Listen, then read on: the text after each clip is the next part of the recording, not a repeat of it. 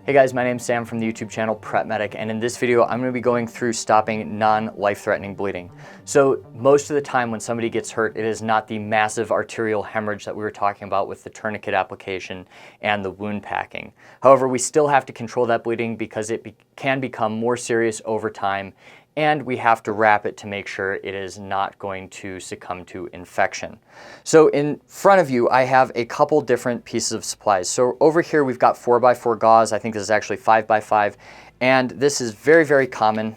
It's very easy to apply, so this is not for your really quick paper cut, but if somebody has a laceration, abrasion on their arm, this will come in handy for you.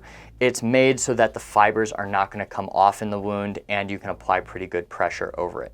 So to control bleeding with a 5x5 pad, it's really simple. All we're going to do is we're going to identify the site of the injury. I'm going to be taking this pad and I'm just going to press down as hard as I can. Now, the longer we keep pressure, the better for these patients. If the wound is slightly larger, or if it's on their chest, abdomen, and doesn't require a chest seal, we have this guy here. Now, this is an abdominal pad or a combi pad, and it's just a little bit heavier duty. Now, what we're going to do is we're going to take this side here, we're going to put this over the wound, and same thing, we're going to hold it really secure over the wound for as long as we can.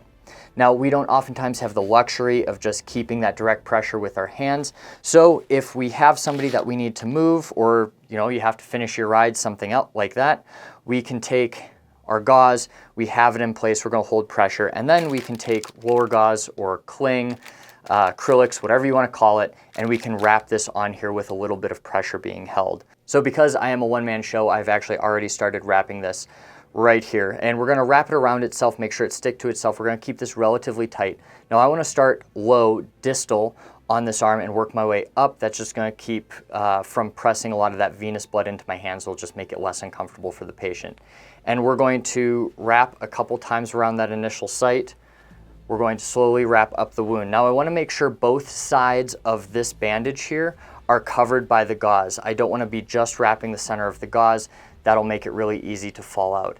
And when we're done, we don't actually even need tape. We're going to take this, we can hold up a portion of the gauze just like so, and we can squeeze this through it. That's going to hold that secure. We can cut the rest of the gauze off. You can put it away to be used later in that ride if maybe this becomes soiled. So for more motorcycle related first aid videos, you can watch the rest of the content in this playlist. Otherwise, I can be found at Prep Medic on YouTube or on Instagram.